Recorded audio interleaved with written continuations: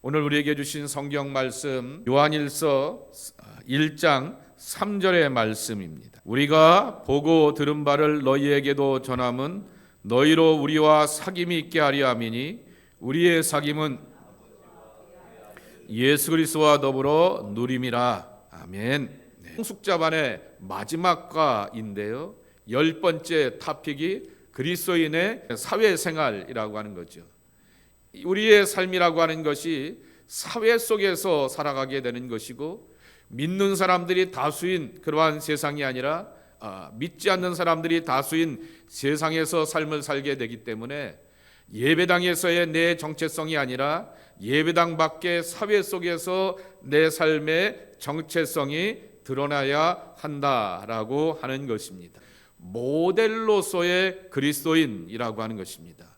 모델이 옷을 입고 모델이 어떤 그러한 제스처를 취하게 되면 저 신발 신고 싶다, 저 옷을 입고 싶다라고 하는 그러한 마음을 갖게 되는 것처럼 우리의 삶이 저 사람처럼 한번 예수님 믿어보고 싶다라고 하는 믿음의 동기를 부여할 수 있는 그러한 모습이 되어야 한다라고 하는 것입니다. 그래서 그리스도인들은 주님을 세상에 보여주는 모델이다라고 이렇게 소개하고 있는 것입니다. 이것을 이렇게 풀이하고 있습니다. 그리스도인들은 보이지 않는 주님의 모든 것을 보여주는 전문가가 되어야 한다라고 하는 것입니다. 예수님, 하나님 안 보이죠. 그러나 우리는 느낀다 말하게 됩니다.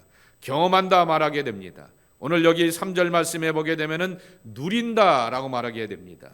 그 누리는 부요함과 넉넉함과 자유로움을 이렇게 삶으로 보여주고 경험하게 하며 함께 체험할 수 있는 우리가 되어야 한다라고 하는 것입니다. 자, 요한일서 1장 1절, 2절, 사실은 4절까지 서두의 말씀인데요, 한번 읽어보겠습니다. 시작. 태초부터 있는 생명의 말씀에 관하여는 우리가 들은 바요, 눈으로 본 바요, 자세히 보고 우리의 손으로 만진 바라. 이 생명이 나타내신 바 된지라. 이 영원한 생명을 우리가 보았고 증언하여 너희에게 전하노니 이는 아버지와 함께 계시다가 우리에게 나타내신 바 되니 신이라. 아멘. 사도 요한이 에베소 교인들을 향하여서 권면하고 가르칠 때 꼭 우리라고 하는 말을 쓰고 있기 때문에 요한뿐만 아니라 함께 있게 되었던 교회 지도자리구나라고 하는 것을 짐작해 보게 됩니다.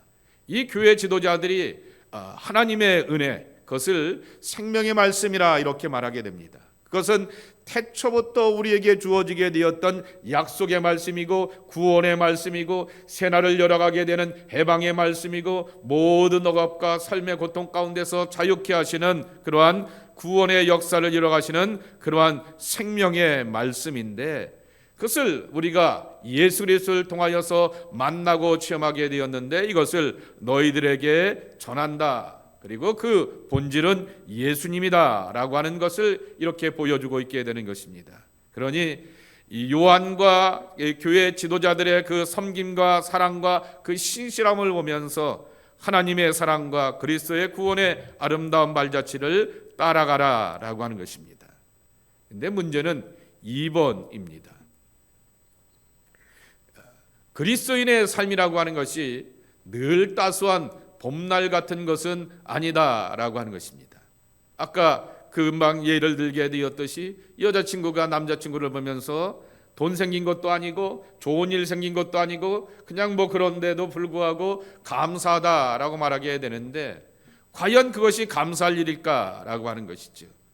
모든 상황 가운데서 우리는 감사로 고백하게 되면서 하나님의 뜻을 알아가게 되었고, 그리고 하나님 앞에 겸손해지게 되고 하나님의 진실로 살아가는 것에 대하여서도 감사할 줄 아는 우리의 모습이 되어야 한다라고 하는 것입니다. 두 번째입니다. 크리스찬의 모습은 두 번째 뭐냐라고 하게 되면 쇼윈도, 그것을 진열장이라고 하는 말로 번역해 놓았는데요, 진열장으로서의 크리스찬이라고 하는 것입니다. 그래서 크리스찬인의 삶이라고 하는 것은 세상이 들여다보게 되는 진열장이라고 하는 것이죠. 조금 전에 모델이라고 하는 것은 사진에 있게 되고 인터넷 홈페이지에 나와 있게 되지만은 진열장 쇼윈도에 있는 것은 3D 아니겠습니까? 그렇기 때문에 이쪽에서도 보고 이쪽 각도에서도 보게 되고 이쪽 각도에서도 보게 되고 때로는 가게 안으로 들어가게 되어서 뒷모습도 바라보게 되면서 앞모습만 보는 것이 아니라 뒷모습까지도 함께 보여주게 되는 그러한 모습이다. 그래서 제가 1-1번에 보게 되면은 모델과 달리 진열장은 복합적이고 다각도로 볼 수 있게 된다라고 하는 것입니다. 여러 제품과 이미지가 함께 진열되고 있기 때문에 그것들을 향하여서 평가하는 그 모습들을 우리가 확인하게 되는 것이죠. 자, 요한복음 1장 35절서부터 40절까지의 말씀을 한번 읽어보도록 하겠습니다. 시작. 또 이튿날 요한이 자기 제자 중 2사람과 함께 섰다가 예수께서 거니심을 보고 말하되 보라 하나님의 어린 양이로다. 2 제자가 그의 말을 듣고 예수를 따르거늘 예수께서 돌이켜 그 따르는 것을 보시고 물어 이르시되 무엇을 구하느냐 이르되 납비여 어디 계시오니까 하니 납비는 번역하면 선생이라. 예수께서 이르시되 와서 보라. 그러므로 그들이 가서 계신 데를 보고 그날 함께 거하니 때가 10시쯤 되었더라. 요한의 말을 듣고 예수를 따르는 2사람 중에 하나는 시몬 베드로의 형제 안드레라 라고 이렇게 소개하여 주고 있습니다. 원래는 세례 요한의 제자였는데 이 세례 요한이 예수님을 향하여서 정말 세상죄를 지고 가는 하나님의 어린 양, 세상의 구세주가 우리 가운데 오셨다라고 하면서 저분이 참 주야, 구주야 라고 하는 것을 선포하게 되니 예수님 어디에 머물고 계십니까? 예수님을 한번 찾아가서 좀 선생님을 만난 다 정리한 다음에 예수님을 따로 만나서 이렇게 좀 접합해 보았으면 좋겠습니다 라고 이야기를 하게 되자 예수님께서 대답하기를 와서 보라라고 하는 것입니다. 그래서 그 와서 보라고 하는 얘기는 예배당에서의 초대일 뿐만 아니라 가정과 일터와 삶의 자리 가운데서 가정은 내 본성이 드러나는 자리입니다. 일터는 내 이익을 추구하는 자리이고 내 생존으로 이렇게 살아가야 되는 그러한 자리라고 하는 것이죠. 그러기에 다 본성이 드러날 수밖에 없다라고 하는 것입니다. 가정에서 가장 힘든 대상이 누구냐라고 하게 되면은 형제, 사실은 부모라고 이렇게 말을 하게 됩니다. 교회 가면서는 나이스한 척하면 됩니다. 그리고 일터에 가서는 피차 이렇게 부닥치게 되면은 곤란하기 때문에 그래서 정말 적당하게 선을 지키면서 살아가게 되지만은 그러나 가정에 돌아오게 되면은 기대치가 있기 때문에 아내에 대한 기대치, 남편에 대한 기대치, 그리고 나와 같은 피를 나누게 되었던 형제자매이기 때문에 기대치가 있기 때문에 그렇게 말하게 되었다가 내 기대가 충족되지 못함으로 인하여서 본성이 이렇게 드러나는 경우들이 많다라고 하는 것입니다. 그래서 가정과 그 삶의 자리 속에서 나의 본질이 드러날 때 정말 진정한 크리스찬인가라고 하는 것이 보여지게 되는 것이죠. 그래서 가정과 일터의 삶 가운데서 피차 서로의 신앙과 삶의 미천들이 다 드러날 수밖에 없다라고 하는 것입니다. 그래서 두 번째는 이렇게 표현할 수 있습니다. 큰 두 번째입니다. 함께 읽겠습니다. 시작. 진열장이 되어야 한다라고 하는 것은 세상 사람들을 위할 뿐만 아니라 다른 그리스도인들을 위한 진열장이 되어야 한다라고 하는 것입니다. 마가복음 1장에 보게 되면은 중풍병자가 예수님을 향하여서 만나려고 하게 되는데 예수님을 만나려고 할 때 어려움을 겪게 됩니다. 누구 때문에 예수님을 만나는데 어려움을 겪냐라고 하게 되면은 예수님을 회방하는 사람들이 아니라 예수님의 말씀을 듣고자 하는 사람들로 인하여서 어려움을 겪게 되는 것입니다. 같은 맥락에서 누가복음 18장 말씀해 보게 되면은 바디메오가 예수님을 만나보려고 하게 되는데 그는 눈이 보이지 않는 몸의 핸디캡을 갖고 있기 때문에 제대로 걸을 수가 없게 되니까 소리를 고래고래 지르면서 예수님을 만나려고 하게 되니까 주변의 사람들과 제자들이 함께 좀 조용히 좀 하라고 예수님이 말씀을 전하는데 왜 시끄럽게 떠드냐고 라고 하면서 그 주변에 있게 되었던 예수님의 제자들과 예수님의 사람들이 바디메오가 예수님을 만나는데 책망하고 있는 것을 지켜보게 되는 것입니다. 바로 같은 크리스찬들이 갈망하는 사람들, 사모하는 사람들, 진정으로 목말라 하는 사람들에 대하여서 오히려 비난하고 정죄하며 그 가는 길에 걸림이 되는 것을 보게 되는 것이죠. 그렇기 때문에 우리 진정한 크리스찬이라고 하는 것은 바로 세상을 향하여서도 나이스한 그리고 선한 모습의 크리스찬의 모습을 보여줘야 하겠지만은 같은 믿음의 공동체 안에서 진열장이 되어야 한다라고 하는 것입니다. 세 번째, 주님의 손과 발로서의 크리스찬, 그것이 바로 우리의 모습이 되어야 한다라고 하신 것입니다. 우리가 주님의 모델이 되기도 하고 진열장이 되어야 한다라고 하는 것이 총론이라고 하면은 주님의 손과 발이 되는 것은 디테일한 모습, 강론이 되어야 한다라고 하는 얘기입니다. 열왕기하 9장 35절 36절 말씀입니다.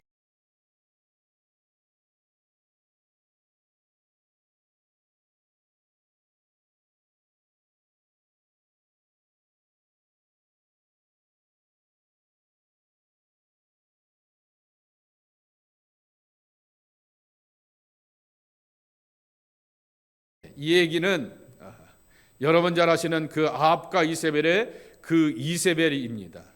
그 이세벨이 처참하게 죽게 되었을 때 예후 때문에 처참하게 죽게 되었고 그 시신을 내던져 놓게 되었다라고 하는 부하의 보고를 듣게 되면서 그래도 명색이 전왕의 선왕의 그러한 왕비였는데 그렇게 비참하게 죽게 할 수는 없지라고 생각하게 되면서 그 시신을 수습하라라고 하게 되었는데 그 사이 가보게 되었더니 개들이 와서 이세벨의 시신을 뜯어먹게 되었는데 35절 말씀에 있는 것처럼 그 두골과 발과 손 외에는 남지 않았다라고 하는 것입니다. 그러니까 나머지 몸들을 다 이 개들이 그렇게 해치워버리게 되었다라고 하는 것입니다. 그리고 36절 말씀에 보게 되면은 이 얘기는 열왕기상 19장 말씀에 보게 되면은 엘리야가 탈진한 그를 향하여서 하나님께서 천사를 보내주셔서 호렙산에서 약속하시고 위로하시고 생명의 말씀을 주신 다음에 이렇게 예언하게 되었죠. 엘리사가 내 후계자가 될 것이야. 그리고 예후가 이 유다의 또 다른 왕이 될 것이야 라고 이 북이스라엘의 왕이 될 것이야 라고 말하게 되었고 그리고 또한 아합과 이세벨은 그렇게 비참하게 하나님 앞에 심판당할 것이야 라고 하는 얘기를 하게 되면서 개들이 그를 살을 먹을 것이다 라고 하는 가혹한 예언의 말씀을 듣게 되는 것입니다. 근데 이재철 목사님이 이 성경 본문을 가지고서 이렇게 표현하게 되는 것입니다. 그것은 35절 말씀입니다. 남는 것은 결국 손과 발밖에는 남지 않았다라고 하는 것입니다. 손과 발이라고 하는 것은 내가 어디를 갔는가, 내 손을 가지고 지금까지 내가 무엇하며 살아왔는가, 그것에 내 삶의 흔적이 남기는 것이다 라고 하는 것입니다. 우리는 흔히 생각하면서 내 삶, 내 몸은 소중하다라고 생각하게 되면서 우리는 이 몸뚱아리를 지켜가려고 하게 되지만은 결국 우리가 하나님 앞에서 남겨지게 되는 것은 이 손을 가지고서 과연 무엇하며 살아왔는가라고 하는 것이죠. 이 손을 가지고서 누군가를 향하여서 도와주며 격려하며 이렇게 등 한번 이렇게 붙들어주고 손잡아주는 손길이었는가, 아니면 이 손을 가지고서 비난하고 정죄하며 어떠한 수작과 음모를 꾸미는 그러한 손으로 살아왔는가. 손의 결과가 결국 평가받게 마련이다라고 하는 것입니다. 이 두 다리의 발을 가지고서 나는 지금까지 어디를 걸어오고 어디를 찾아가고 어디에 머물러 있었는가라고 하는 것이 결국에 가서는 남는다라고 하는 것입니다. 그러니 우리가 주님의 손과 발이 된다라고 하는 얘기는 굉장히 중요하다라고 하는 것이죠. 주님을 위하여서 어떻게 쓰임받고 주님이 필요한 곳에 내가 과연 그곳에 머물러 있었고 찾아가며 그리고 함께 더불어서 함께 있는 그러한 발걸음으로 살아왔는가라고 하는 것을 가르쳐준다라고 하는 것입니다.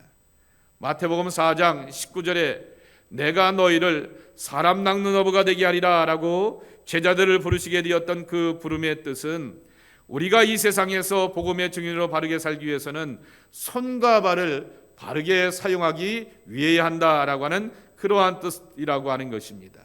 그런데 그 다음 두 번째 한번 읽어보겠습니다. 이세벨의 손과 이세벨의 발을 생각해 보게 되면서 정말 악으로 살아오게 되었고 복음 없이 살아오게 되고 하나님의 부르심과 거룩한 상급 없이 살아오게 되면 이세벨의 손과 발로서 남을 수밖에 없는 연약한 우리의 육체이지만은 십자가에서 예수님이 두 손이 달리시고 두 발에 못이 박히면서 그분의 찢기심과 피 흘리심과 희생으로 말미암아 우리가 새로운 삶을 살게 되었고 예수 그리스도를 위하여 살아가게 되는 주님의 손이 되고 주님의 발이 되어서 새로운 삶을 살게 되었다. 저는 이 글을 읽는데 너무나 좋아서 큰 은혜를 받게 되고 이세벨에 관한 그 묵상의 말씀을 가지고서 그리스도의 손과 발을 이렇게 읽어내며 우리의 손과 발이 새 손과 발이 되어야겠다라고 하는 그 겉면의 말씀 가운데서 큰 은혜를 받게 되었습니다.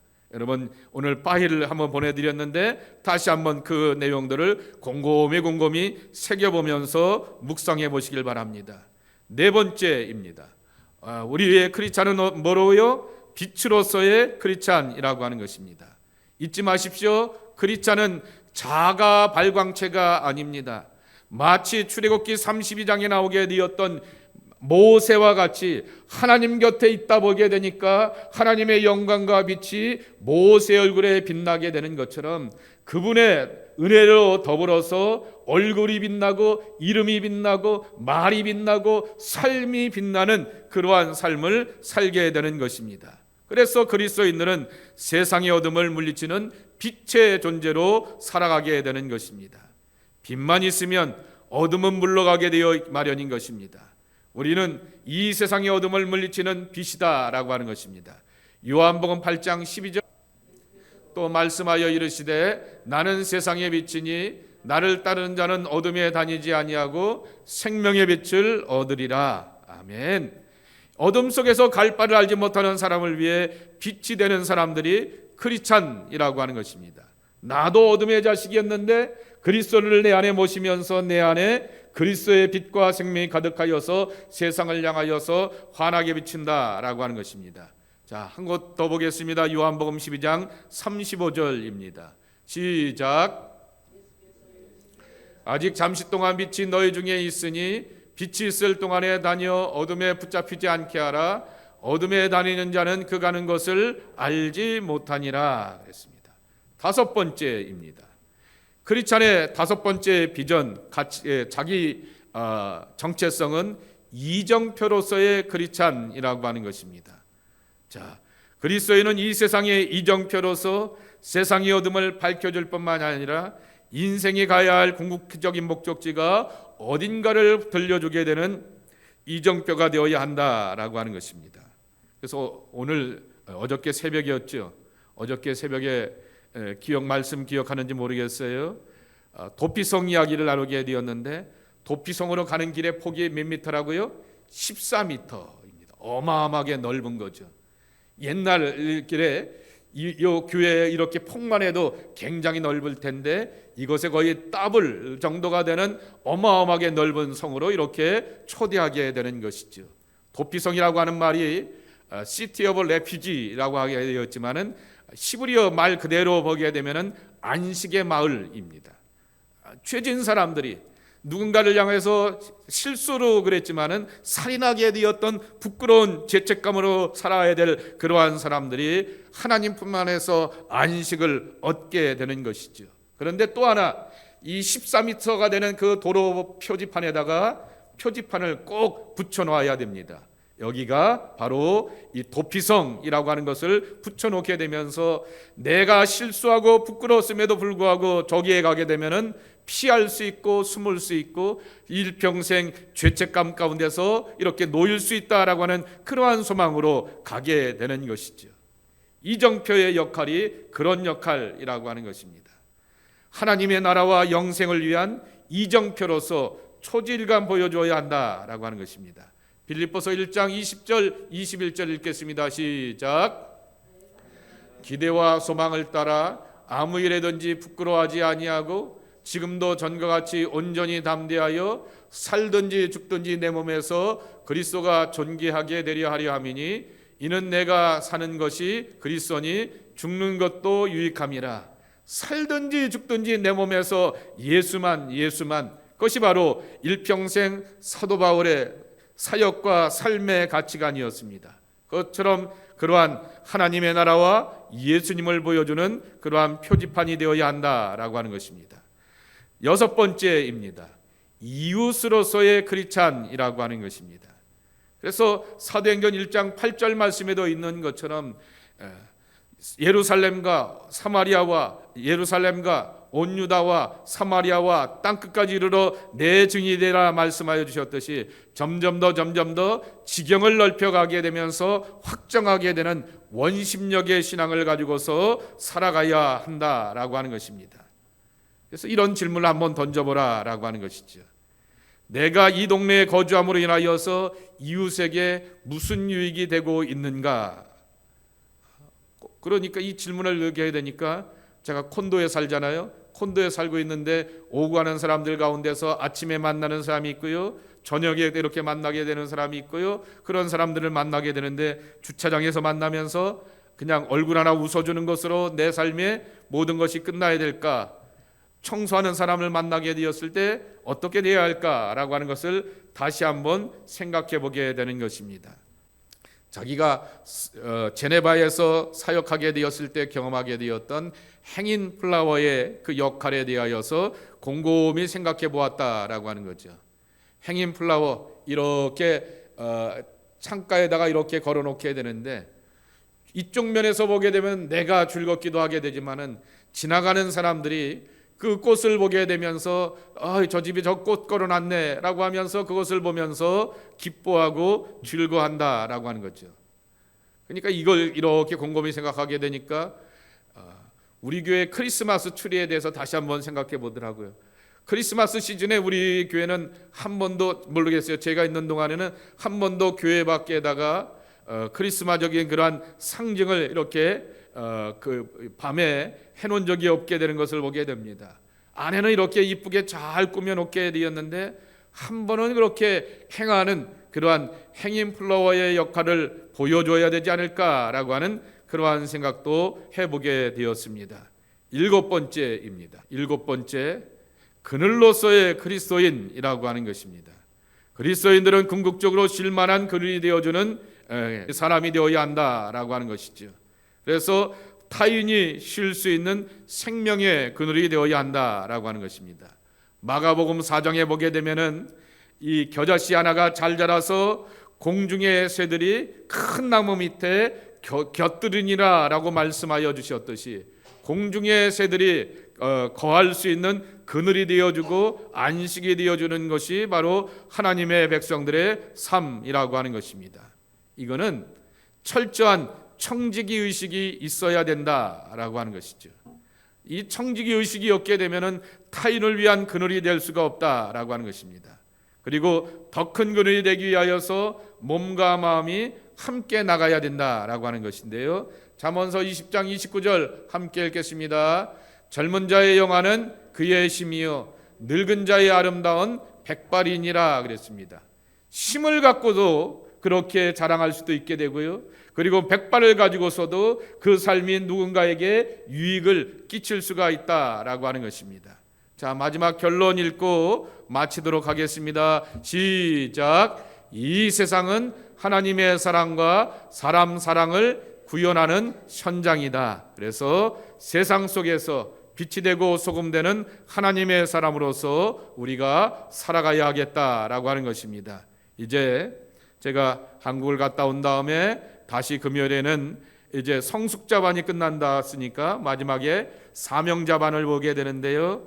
제가 새신자반과 성숙자반은 읽어보았지만은 사명자반은 이렇게 다시금 이렇게 읽고 있게 되는데 내용이 너무나 좋아서 미리 이렇게 읽고 하는데 너무 이렇게 도전이 되고 감동이 되게 됩니다. 이렇게 우리 신앙 가운데서 그렇게 좋은 내용들이 담겨져 있게 되는데 그것을 또 함께 보면서 더욱 깊이 있게 나가도록 하도록 하겠습니다. 자, 오늘 말씀을 기억하며 함께 기도하는 시간을 갖도록 하겠습니다. 하나님, 세상 속에서 우리의 삶이라 말하였는데 가정도 세상 속에서의 삶입니다. 그리고 일터도 세상 속에서의 삶입니다. 지난 주일날 청년들한테 그런 얘기를 하게 되었는데 하나님이 아담과 하와를 창조하시게 된 다음에 그들을 먼저 부모가 되게 하셨지 자녀의 도리를 이렇게 말하지 않으셨다라고 하는 것입니다. 부모가 되어서 자녀들을 어떻게 양육하는가, 그것에 있어서 실패하게 됨으로 말미암아 우리는 제사의 문제로 인하여서, 예배의 이슈로 인하여서 가인과 아벨 가운데서 살인이 있게 되고 분노가 있게 되고 질투가 있게 되었고 시기가 있다라고 말하게 되었지만은 페런팅의 실패가 바로 그러한 결과가 오게 되었다라고 하는 그 내용을 곰곰이 읽게 되면서 부모된 저로도 굉장히 도전이 되는 그러한 말씀이었습니다. 태초에 하나님이 아담과 하와를 창조하시면서 부부가 되게 할 뿐만 아니라 부모가 되게 하셨다라고 하는 것입니다. 주님, 우리의 삶이 신앙의 좋은 부모가 되어야겠습니다. 삶의 바른 가치관을 심어주는 부모가 되어야 하겠습니다. 하나님의 뜻을 함께 나누며 하나님의 살아계심을 증거하는 그러한 삶이 되어야겠습니다. 그리고 일터에서의 우리의 삶도 건강하고 온전하여서 하나님의 선하심을 찬양하고 증거할 수 있는 하나님의 복된 사람들로 우리가 살게 하여 주옵소서. 우리 오늘의 말씀을 기억하며 주님 불러가시며 기도하도록 하겠습니다. 또 교회 안에서 우리가 사역하며 섬겨가는 우리의 삶도 기억하게 되면서 주님의 손과 발을 다시 한번 묵상해 보게 됩니다. 결국 사람들에게 기억에 남는 것은 내 손을 갖고 무엇을 행하였는가, 내 발이 어디에 가고 어디에 머물고 어디를 찾아갔는가, 그것을 사람들이 기억한다라고 말하게 되는데 이세벨의 손과 발이 아니라 주님의 십자가에 못 박힌 손과 발로 말미암아 구속받고 은혜 받아서 새 손과 새 발을 가지고서 거룩한 손이 되어야겠습니다. 거룩한 발이 되어야겠습니다. 가야 될 곳을 향하여 나가는 담대한 발걸음, 복음의 발걸음이 되어야 하겠습니다. 주님이여 이 손을 꼭 잡아주시고 주님이여 이 손을 가지고서 섬김의 손이 되게 하옵소서, 위로의 손이 되게 하여 주옵소서, 두 손 모아 누군가를 위해서 기도할 수 있는 중보의 손이 되게 하여 주옵소서, 그리고 만지고 그리고 행하는 것들마다 결실과 열매를 맺어갈 수 있는 기름진 손이 되게 하여 주옵소서, 결실의 손이 되게 하여 주시옵소서. 우리의 손들을 축복하여 주시어서 주님의 손과 발로 살아가는 우리 모두가 되게 하옵소서. 특별히 몸된 교회 안에서 그렇게 섬겨가고 영광 돌릴 수 있는 그러한 삶이 되게 하여 주옵소서. 교회 안의 모든 부서들을 위해서 기도해 주시기 바라고요. 돌아오는 주일에 예배를 위해서도 기도해 주시기 바라고요. 그리고 각 부서의 사역의 열매와 결실을 위해서도 함께 기도하며 간구하는 시간을 갖도록 하겠습니다. 우리 교우들을 위해서 기억하시고 여러분의 속회와 여러분의 선교 안에서 소중한 사람들, 함께 속회 예배를 드리고 선교로 모였을 때 기억나는 사람들 위하여서 함께 중보 기도해 주시길 바랍니다. 그렇게 간절한 마음으로 중보 기도해 주시기 바라고요. 또 전체 교회를 보면서 또 연약한 분들을 위해서 꼭 기도가 필요한 분들을 위해서 기도해 주시기 바라고요. 아동부, 중고등부, 청년부 사역을 위해서도 기도해 주시기 바라고요. 또 이렇게 시니어들을 위해서 기도해 주시기 바랍니다. 소망의 식구들을 위해서 기도해 주시기 바라고요. 믿음으로 말씀으로 은혜로 살아가는 주의 종들이 되기 위해서 기도해 주시기 바라고, 여러 성도들의 연약함 속에서 회복을 위해서 기도해 주시기 바라고, 우리 이은숙 권사님을 위해서도 기도해 주시고 또 자유롭게 기도한 다음에 돌아가시도록 하겠습니다.